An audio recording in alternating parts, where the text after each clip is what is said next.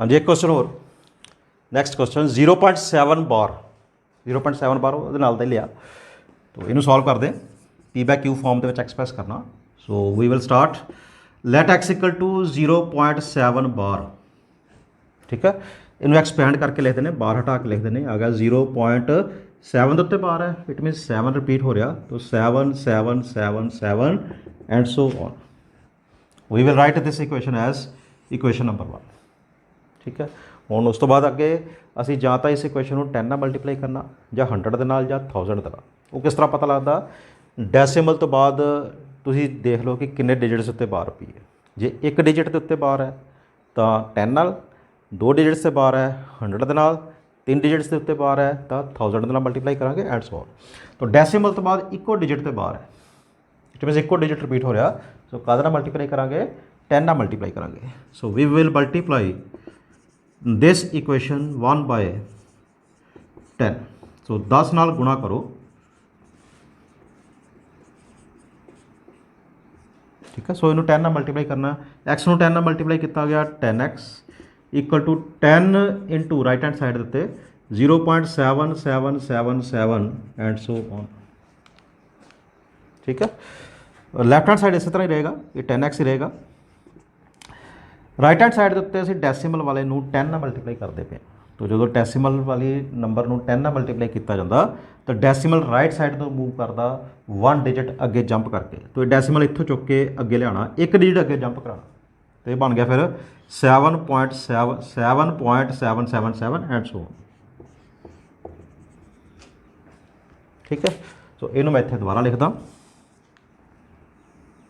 ये आ गया 10x इक्वल टू आ सी 7.7777 एंड सो ऑन।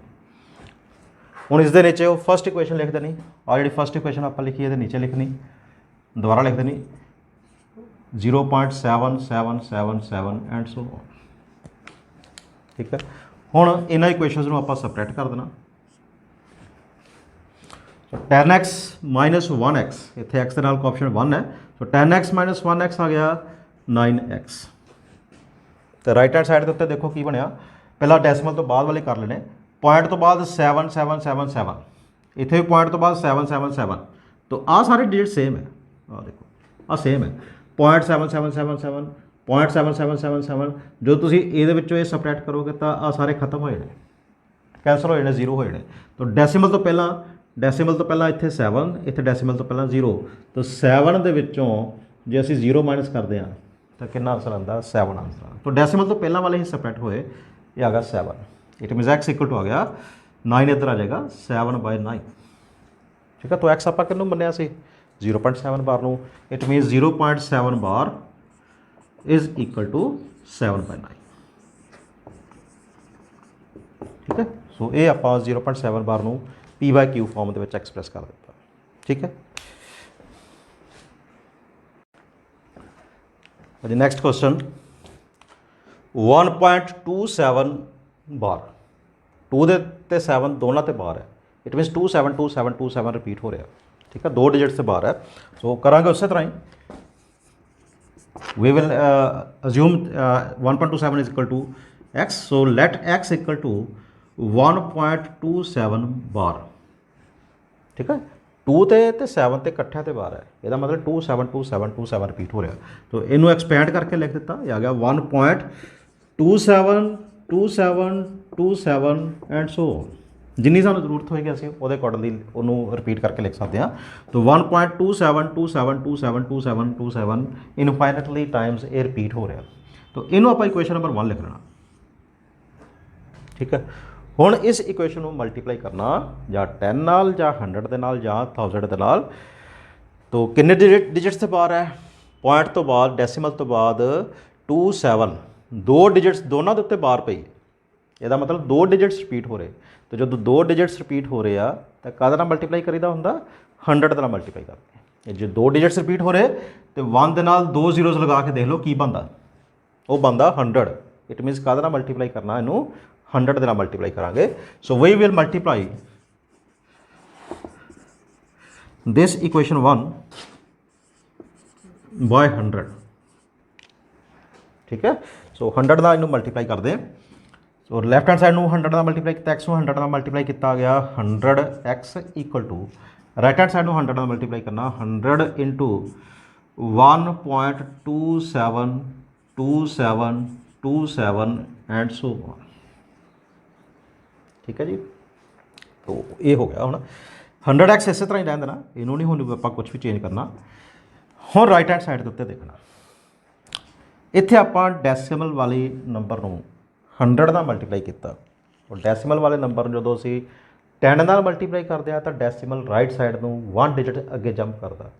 100 ਨਾਲ ਮਲਟੀਪਲਾਈ ਕਰਦੇ ਆ ਤਾਂ ਡੈਸੀਮਲ ਰਾਈਟ ਸਾਈਡ ਨੂੰ ਮੂਵ ਕਰਦਾ। ਕਿੰਨੇ ਡਿਜਿਟਸ ਅੱਗੇ ਮੂਵ ਕਰਦਾ? 2 ਡਿਜਿਟਸ ਅੱਗੇ ਮੂਵ ਕਰਦਾ। तो 100 ਨਾਲ ਮਲਟੀਪਲਾਈ ਕੀਤਾ ਨਾ, तो ਇਹਨੂੰ ਸੋਲਵ ਕਰਕੇ ਤੁਸੀਂ ਡਾਇਰੈਕਟਲੀ ਲਿਖ ਸਕਦੇ ਹੋ ਕਿ ਡੈਸੀਮਲ 2 ਡਿਜਿਟਸ ਅੱਗੇ ਜੰਪ ਕਰਾ ਦਿਓ। ਇੱਥੇ ਆਏਗਾ 1 2 ਡਿਜਿਟ ਜੰਪ ਕਰਾ ਕੇ ਇੱਥੇ ਲਗਾਉਣਾ, तो ये बन गया। फिर ਇਹਨੂੰ ਸੋਲਵ ਕਰਕੇ ਆ ਗਿਆ, ਇਹ ਆ ਗਿਆ 127.272727 ਐਜ਼ ਸੱਚ।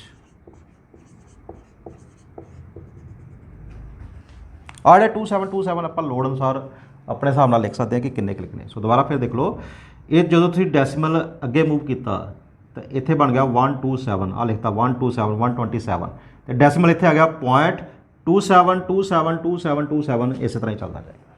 ਠੀਕ ਹੈ। ਸੋ ਇਹਨੂੰ ਹੁਣ ਮੈਂ ਇੱਥੇ ਦੁਬਾਰਾ ਫਿਰ ਲਿਖਦਾ, ਇਹ ਆ ਗਿਆ 100x equal to 127.272727 and so on. ਠੀਕ ਹੈ। ਇਹੀ ਚੀਜ਼ ਇੱਥੇ ਦੁਬਾਰਾ ਲਿਖੀ ਹੈ, ਕੋਈ ਨਵਾਂ ਸਟੈਪ ਨਹੀਂ ਹੈ। ਹੁਣ ਇਹਦੇ ਨੀਚੇ ਆਪਾਂ ਇਕੁਏਸ਼ਨ ਨੰਬਰ 1 ਆਹ ਵਾਲੀ ਇਕੁਏਸ਼ਨ ਇਹਦੇ ਨੀਚੇ ਲਿਖ ਦੇਣੀ। तो ये इक्वेशन है x इक्वल टू 1.272727। सो ये नीचे लिख दी x इक्वल टू 1 पॉइंट के नीचे पॉइंट लिख दिता होंगे .272727 एंड सो ऑन। ठीक है। तो इन्होंने इक्वेशनस को हुण असीं सबट्रैक्ट करना, माइनस करना। तो देखो की बन गया 100x माइनस, इत्थे x के नाल कोएफिशिएंट की लगा होया 1 लगा, तो 100x माइनस 1x 100 ਦੇ ਵਿੱਚੋਂ 1 ਮਾਈਨਸ ਕਰਕੇ 100 ਦੇ ਵਿੱਚੋਂ 1 ਘਟਾ ਕੇ ਕਿੰਨਾ ਆਉਂਦਾ 99 99। ਸੋ 99x ਇਕੁਅਲ ਟੂ, ਪਹਿਲਾਂ ਮੈਂ ਡੈਸੀਮਲ ਤੋਂ ਬਾਅਦ ਵਾਲੇ ਨੂੰ ਸੋਲਵ ਕਰਦਾ। ਤਾਂ ਡੈਸੀਮਲ ਤੋਂ ਬਾਅਦ ਵਾਲੇ ਨੂੰ ਸੋਲਵ ਕਰੋਗੇ ਤਾਂ ਕੀ ਬਣਨਾ, ਅੱਜ ਨੂੰ ਮੈਂ ਜਰਾ ਹੱਥ ਰੱਖ ਕੇ ਢੱਕ ਦੇਣਾ। ਤਾਂ ਡੈਸੀਮਲ ਤੋਂ ਬਾਅਦ ਦੇਖੋ ਕਿਹੜੇ ਕਿਹੜੇ ਡਿਜਿਟਸ ਹੈ, .27272727, ਤੇ ਨੀਚੇ ਵੀ ਕੀ ਹੈ .272727। तो आ तो सेम ही है सारे, डेसिमल तो बाद वाले सारे सेम है। तो इहदे विचों उपर वाले दे विचों जो तुसीं नीचे वाला माइनस करना 27272727272727 इनफाइनाइटली इस तरह चलता जा रहा। इन्होंने जो तुसीं माइनस करोगे तो सेम दे विचों सेम माइनस करके कितना आंदा 0। इट मीनस डेसिमल तो बाद तो सारे खत्म हो गए, बचे किहड़े डेसिमल तो पहले वाले। डेसिमल तो पहला इत्थे की बचया, इत्थे है 127 तो इत्थे डेसिमल तो पहला की है 1। तो 127 ਦੇ ਵਿੱਚੋਂ ਤੁਸੀਂ 1 ਮਾਈਨਸ ਕਰਨਾ। सो 127 ਦੇ ਵਿੱਚੋਂ 1 ਮਾਈਨਸ ਕਰਕੇ ਕਿੰਨਾ ਆਉਂਦਾ 126। तो 127 ਦੇ ਵਿੱਚੋਂ 1 ਘਟਾ ਕੇ ਆ ਗਿਆ 126 126। ठीक है। सो कैलकुलेशन का ख्याल रखियो बस। x इक्वल टू 99 x के नाल 99 मल्टीप्लाई किया, इधर नीचे डिनोमिनेटर है ना, तो 126/99। ठीक है। तो अगर 126/99 सेम टेबल के आते हैं, कैंसल होंगे ने, कट्टे जाते हैं, तो इन्होंने कट देना 3 ਦੇ ਨਾਲ कट्टे जाते हैं। या ना 99 ਨੂੰ 3 ਨਾਲ डिवाइड करोगे तो 33 आना, इनू डिवाइड करोगे 3 चौके 12 तो 3 दूनी 6। ठीक है। फिर 3 ਦੇ ਨਾਲ कट्टे जाने 11 तिया 33 तो 14 तिया 42। हुण नहीं कट्टे जाने, 14 ਤੇ 11 नहीं कैंसल होने, आ गया 14/11। तो x की वैल्यू की आई है 14/11। x असी किस नूं अज्यूम किया सी, x मन्निया सी 1.27 बार नूं। So therefore 1.27 bar the P by Q form I 14/11 14/11। ठीक है जी। सो होर कोई क्वेश्चन आपां इहदे नाल दा करदे हां। हाँ जी, नैक्सट क्वेश्चन 0.237 बार 237 तिना ते बार है, तो 3 डिजिट्स से बार है। इनू पी बाय क्यू फॉर्म के एक्सप्रैस करते हैं। So let x equal to 0.237 whole bar. ठीक है। तो 237 रिपीट हो रहे हैं 237 237 237 237 ਇਹਦਾ ਮਤਲਬ ਇਹ ਆ ਸੋ ਇਹਨੂੰ ਐਕਸਪੈਂਡ ਕਰਕੇ ਲਿਖਿਆ तो x इक्वल टू 0.237 फिर 237 फिर 237 एंड सो ऑन जिन्ने भी आप लिखना चाहिए लिख सकते हैं ठीक है इनफाइनेटली इस तरह ही चलता रहेगा तो इनू इक्वेशन नंबर 1 मान लिया तो हुण सोचो आप इक्वेशन नंबर 1 नूं किहदे नाल मल्टीप्लाई करना 10 नाल मल्टीप्लाई करना 100 नाल मल्टीप्लाई करना या 1000 नाल मल्टीप्लाई करना ठीक है पता ही है तुहानूं दस्सिआ है कि किस तरह मल्टीप्लाई किस तरह पता लगता जे डेसीमल तो बाद एक डिजिट ते बाहर है 10 नाल मल्टीप्लाई होना दो डिजिट्स से बाहर है 100 का मल्टीप्लाई होना 3 डिजिट्स से बाहर है 3 अंकों से बाहर है तो 1000 का मल्टीप्लाई होना तो ये डेसीमल तो बाद किन्ने डिजिट्स के उत्ते बाहर आ रही है 1 2 3 इन्होंने तिना तो बाहर है इस करके तुसीं इहनूं काहदे नाल मल्टीप्लाई करना 1000 नाल मल्टीप्लाई करना है सो मल्टीप्लाई इक्वेशन 1 बाय 1000 इहनूं 1000 का मल्टीप्लाई करके बन जाना है एक्स नूं 1000 का मल्टीप्लाई किया 1000x 1000x इनू मल्टीप्लाई करके मैं इदा लिख देना 1000 इंटू 0.237 237 237 एंड सो ऑन ठीक है लैफ्ट हैंड साइड तो कुछ भी नहीं करना ये चेंज नहीं होनी इदा ही रहनी है राइट हैंड साइड जिथे तुसीं 1000 दे नाल इनू मल्टीप्लाई किया होया उत्थे डेसीमल राइट साइड के उत्ते 3 डिजिट्स अगे जंप करेगा हुण क्योंकि हुण काहदे नाल मल्टीप्लाई होया है 1000 का मल्टीप्लाई होया तो डेसीमल सॉल्व करके कित्थे एडजस्ट होएगा 3 डिजिट्स अगे जंप करके इन्हें चल जाना है तो डेसीमल 0.237 तो बाद कितने 3 डिजिट्स अगे जंप करा देना 1 2 3 इत्थे लगाना डेसीमल चौक कित्थे लगाना आप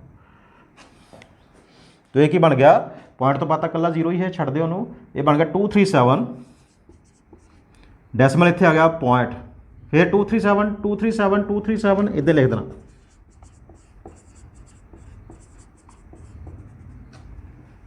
ठीक है तो इनू मैं इत्थे दोबारा लिखदा ये आ गया 1000x is equal to 237.237 237 237 and so on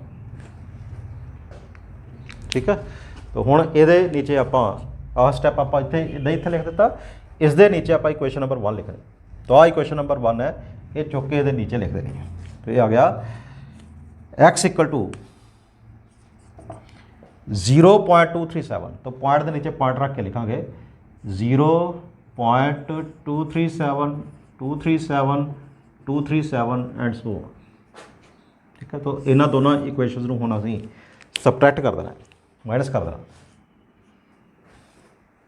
ठीक है तो माइनस करते हैं 1000x के विचों 1x माइनस करना तो 1000 के विचों 1 माइनस करो तो 1000 के विचों 1 माइनस करके कितना आंदा 999 999 नाल एक्स तो लगना ही है ऑप्शन तो रहना ही नाल हुण पॉइंट तो बाद ते पहला आपां सॉल्व कर लीए तो पॉइंट तो बाद देखो की है इनू मैं हाथ रख के ढक लेना तो पॉइंट तो बाद देखो तो की है पॉइंट तो बाद है 237 237 237 नीचे भी की है पॉइंट तो बाद 237 237 237 तो पॉइंट तो बाद जोड़े डिजिट्स ने सारे सेम है तो ये जो तुसीं माइनस करना तो जीरो बन जाना जीरो बनने का मतलब है कि खत्म कर देने आप खत्म हो गए ये लिखने की लोड़ ही नहीं तो पॉइंट तो पहला 237 इतने पॉइंट तो पहला 0 237 के विचों 0 माइनस करनी तो 237 के विचों 0 माइनस करके कितना आना 0 ही आना सॉरी 237 ही है ना 237 ही है ना तो 237 के विचों 0 माइनस करके आया 237 तो 999 x इज इक्वल टू 237